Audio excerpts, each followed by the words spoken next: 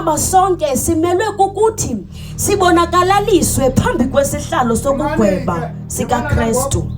Lixesha lokugqibela eli apha.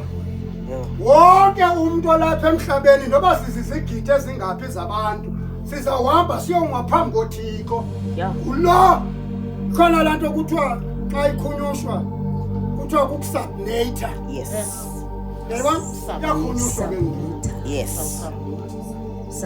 Phambi koThixo. Ulo usingqelo kuThixo uba nemhlabeni bethi nje nomnyathi bethi nje. Kulungile kungalunganga ingqelo yakho uThixo uyayifuna. Usulibala kudlala ke wena especially wena muntu secaweni. Usulibala kudlala nalunga guguki ubangelwa nguwe.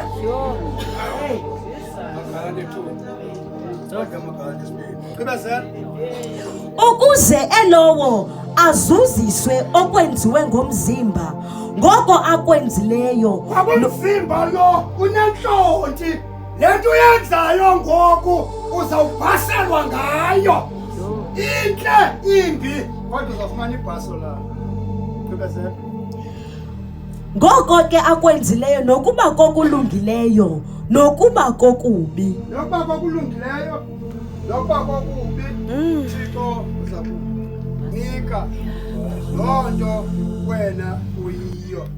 Uba ufuna uye ecaweni hlala sukuya kodwa ekugqibeleni uyazuthi babetshilo abashumeli kube sekulate. Uyayazi uba usezawutshixwa sezawuxuthwa eziBhayibhile ezi zihambe ziyotshiswa ngurhulumente okhoyo.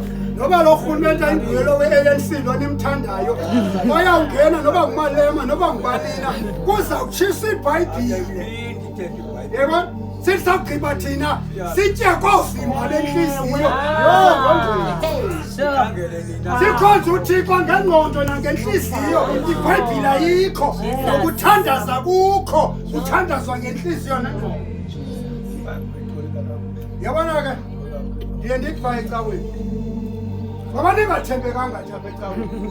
Ungangena umntu opephethe umbaba ningaphuma nonke. Shiya yena nje. Into endinoyibhala.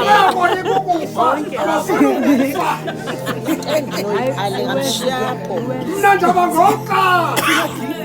Noba ningafika ngoku ningemka nonke apha kandedwa zakuvutula ngoku.